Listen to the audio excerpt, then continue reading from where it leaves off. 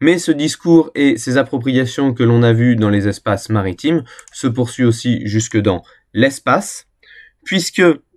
la Chine entreprend des importants efforts d'investissement, n'oubliez pas, c'est discours, appropriation et investissement qu'on cherche à voir dans ce jalon, donc des importants efforts d'investissement dans le spatial, dans le but de rattraper la NASA, et notamment au niveau des politiques de prestige. Alors ça se traduit par plusieurs projets. En 2019, la Chine est le premier pays à envoyer un module sur la face cachée de la Lune. En soi, c'est pas une innovation particulièrement technique, mais c'est les premiers à le faire. Et ça permet de montrer qu'ils sont capables de réaliser quelque chose que les Américains n'avaient pas fait jusque-là. Donc c'est une sorte de relance de la course à l'espace dans son volet prestige. Mais peut-être encore plus important et avec une portée plus importante, la création d'une station spatiale chinoise en 2022 pour un assemblage dont la fin est prévue pour être achevée en 2024, qui fait suite, comme on l'avait vu dans le cours sur l'ISS, à l'exclusion de la Chine, qui voulait intégrer la Station spatiale internationale, avec un certain assentiment à l'époque du gouvernement américain, mais dont la loi américaine bloquait toute coopération possible dans le domaine aérospatial entre les États-Unis et la Chine, et on a par là d'ailleurs un exemple des véritables contre-pouvoirs fédéraux aux États-Unis, puisque le Congrès américain est capable de s'opposer à l'exécutif pour faire un peu écho à ce qu'on avait vu sur les différents contre-pouvoirs dans le chapitre sur l'environnement aux États-Unis. Et du coup, face à cette exclusion imposée par la Chine, par le Congrès et la loi américaine, la Chine, du coup, a lancé son propre projet de station spatiale dont le calendrier coïncide à peu de choses près avec la fin de vie programmée de la Station spatiale internationale ou ISS. Et cette initiative, ces investissements, permet à la Chine de proposer aux différents pays en développement qui voudraient s'impliquer dans la conquête spatiale de participer à la station spatiale chinoise, comme l'avaient fait quelques décennies plus tôt les Américains avec ses alliés occidentaux. Et cela permet donc à la Chine d'entretenir un discours, puisque, encore une fois, comme on l'avait vu dans les investissements,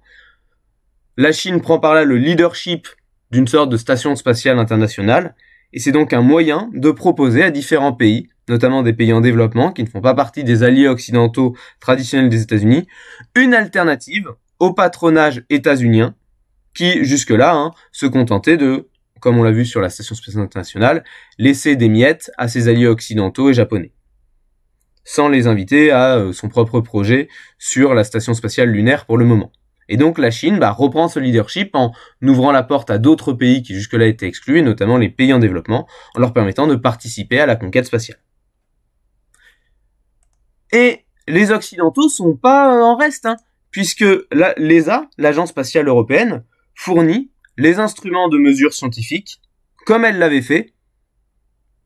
pour la Station spatiale internationale.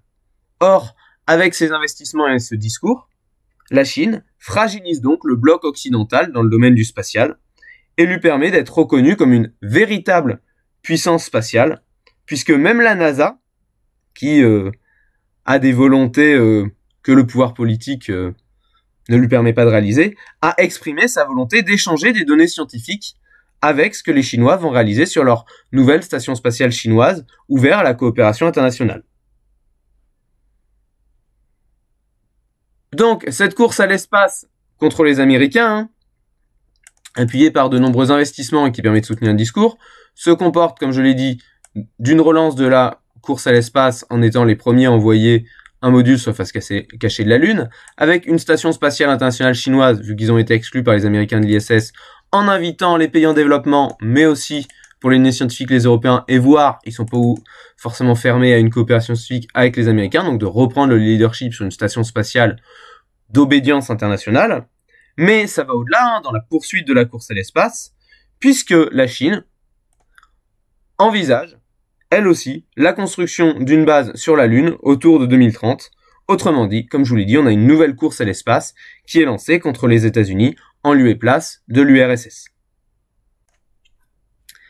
Mais dans cette compétition, la Chine reste ambiguë sur l'appropriation de l'espace,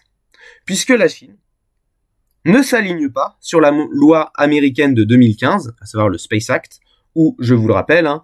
l'espace est toujours considéré comme inappropriable, mais dans le sens libéral, où il est exploitable par tous. Donc, les Chinois n'alignent pas leur législation sur le Space Act, sans pour autant le dénoncer explicitement comme le fait la Russie, par exemple. Autrement dit,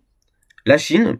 se lance dans une course à l'espace avec les Américains, tout en cherchant à s'en démarquer symboliquement. Alors ça peut prendre plusieurs formes.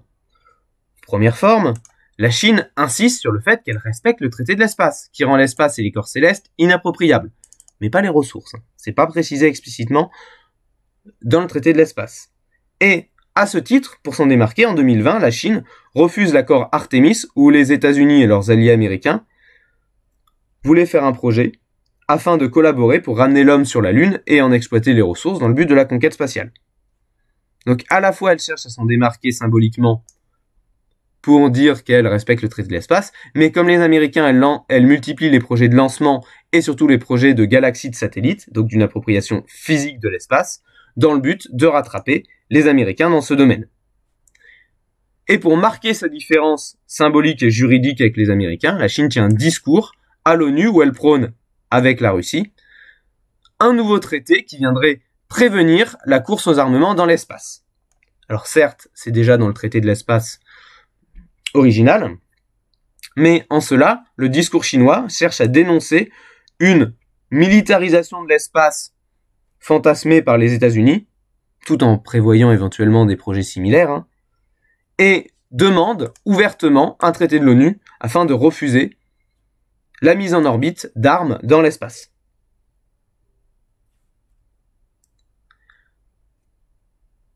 À partir de tout ce qu'on vient de voir dans ce jalon, qui était assez lourd, mais aussi d'éléments qui vous sembleraient pertinents dans l'introduction, je vais vous demander de réaliser une fiche de révision avec les éléments de discours,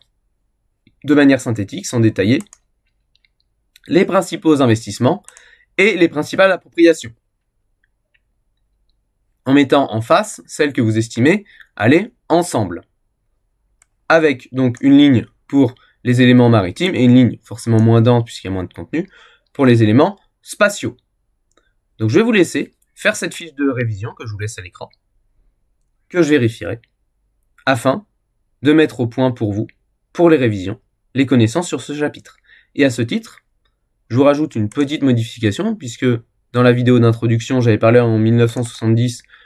de la Chine qui met en orbite son premier satellite et qui, au même moment, met au point son premier missile balistique de conception locale, le DF-3. La même année, à quelques mois près, elle met aussi au point son premier missile balistique intercontinental, le DF-5. Et si vous voulez retenir un exemple pertinent, retenez plutôt le 5 que le 3, parce que les deux, en réalité, sont les premiers missiles balistiques, donc fusées militaires de conception purement locale, tous les deux en 1971. Mais l'avantage du DF-5, c'est que c'est un missile balistique intercontinental et que c'est sa version ensuite civile, dérivée du DF-5 militaire,